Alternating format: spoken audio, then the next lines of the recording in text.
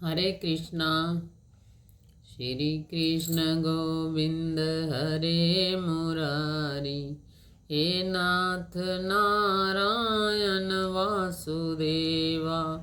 श्री कृष्ण गोविंद हरे मुरारी। हे नाथ नारायण वासुदेवा। आज मैं आपको पंचम अध्याय की कथा सुनाने जा रही हूँ। जैसे कि मैंने पहले भी वर्णन किया था कि कार्तिक महीने में तुलसी पूजन का विशेष महत्व है। तुलसी के आगे दीपक जगाने से दोनों टाइम बहुत अधिक महत्व है। और महीनों में कार्तिक का महीना भगवान श्री कृष्ण को बहुत ही ज़्यादा प्रिय है, क्योंकि इस महीने में जल में सभी देवता सभी वेद निवास करते हैं। इसलिए यह महीना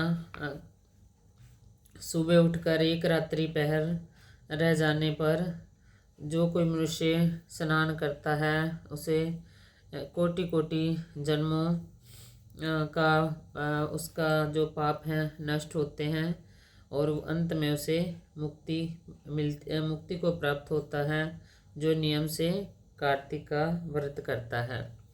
तो 5वें अध्याय में श्री भगवान ने कहा, पृथु बोले, हे मुनि, तुमने कार्तिक माघ मासों का महाफल वर्णन किया है। अब महीनों के स्नान की विधि और नियम कहिए, क्योंकि आप उद्यापन की विधि कहने में समर्थ हैं। नारद जी बोले, हे राजन, तुम विष्णु के अंग से उत्पन्न हुए हो। तुमसे कोई बात छिपी नहीं है, तथापि मैं नियमों का वर्णन करता हूँ। आश्विन मास में शुक्ल पक्ष की एकादशी से सावधान होकर कार्तिक के व्रतों को प्रारंभ करें। पहर रात्रि रहे, तब प्रतिदिन उठें और जल का पात्र लेकर ग्राम से बाहर उत्तर दिशा को जाएं। दिन में सायंकाल जनेऊ को कान पर चढ़ाकर उत्तर को मुख करके भूमि पर तृण जपावें और इस तरह सिर को कपड़े से ढक लें। मुख को बंद करके थूकना और श्वास लेना भी बंद करके मल मूत्र का त्याग करें और रात्रि को और दक्षिण को मुख करें। इस तरह जो है हाथों में भी, दोनों हाथों में फिर 7 बार मिट्टी लगाकर धोवें। इस तरह गृहस्थी करें। ब्रह्मचारी को इससे दूना, वानप्रस्थी को तिगुना और सन्यासी को चौगुना करना उचित है।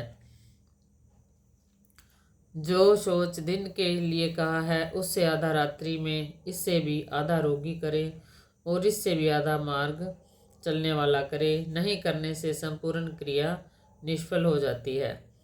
जो मुख शुद्ध नहीं करते हैं उनको मंत्र फलदायक नहीं होते, इसलिए दातुन करना उचित है।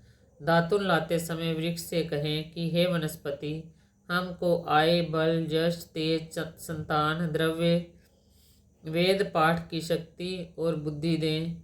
इस मंत्र को पढ़कर गूलर आदि किसी दूध के वृक्ष की 12 अंगुल लंबी दातुन लावें। स्याह और व्रत के दिन ऐसा ना करें। प्रतिपदा, अमावस्या, नवमी, षष्ठ तिथियों और सूर्यवार तथा चंद्र सूर्य ग्रहण के दिन दातुन ना करें। कटेरी, संभालू, कपास, पीपल, बट, अरंड और गंधहीन वृक्षों की दातुन ना करें। तदंतर विष्णु और शिव के मंदिर में प्रसन्नता और विधि पूर्वक पुष्प गंध तमूल से जाएं, जहां भगवान यद्यपि उपचारों को करें, स्तुति करें, नमस्कार करें और भजन गावें। फिर ताल, वीणा, मृदंग आदि ध्वनि से युक्त उन नाचने और गाने वालों का तमूल, गंध, पुष्प आदि से पूजन करें। देवालय में भजन कीर्तन करने वाले विष्णु स्वरूप होते हैं।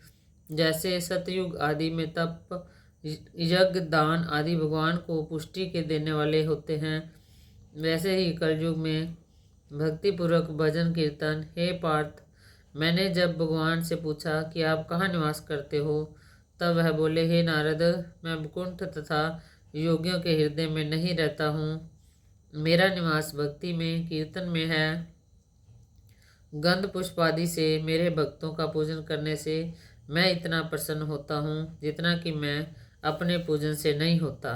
जो मूढ़ नर प्राण कथा और मेरे भक्तों का गान सुनकर मेरी निंदा करते हैं वे मेरे दोष्य हैं। शीर्ष, दतूरा, कटेरी, मल्लिका, स्मेर, आक, कनेर फूल तथा अक्षतों से विष्णु की पूजा नहीं होती। जैकन, शीर्ष, चमेली, मालती, केतकी आदि के फूलों से शिव की पूजा नहीं होती। तुलसी दलों से गणेश जी की, दूब से दुर्गा की, अगस्त के फूलों से सूर्य की पूजा लक्ष्मी के चाहने वालों को करना उचित नहीं है। यथा योग्य विधि से ही देवताओं की पूजा करके भगवान से क्षमा प्रार्थना करें कि हे सर्वेश्वर, हे देव, मैंने मंत्रहीन भक्ति की और क्रियाहीन पूजन किया है, वह परिपूर्ण होवे। फिर प्रदक्षिणा करके दंडवत करें, फिर क्षमा प्रार्थना करके ज्ञान आदि समाप्त करें।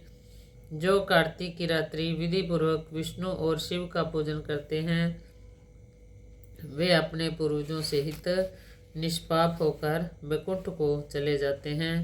इति पंचम अध्याय। बोल कार्तिक महात्म की जय। श्री कृष्ण गोविंद हरे मुरारी, हे नाथ नारायण वासुदेवा। श्री कृष्ण गोविंद हरे मुरारी, हे नाथ नारायण वासुदेवा। हरे कृष्णा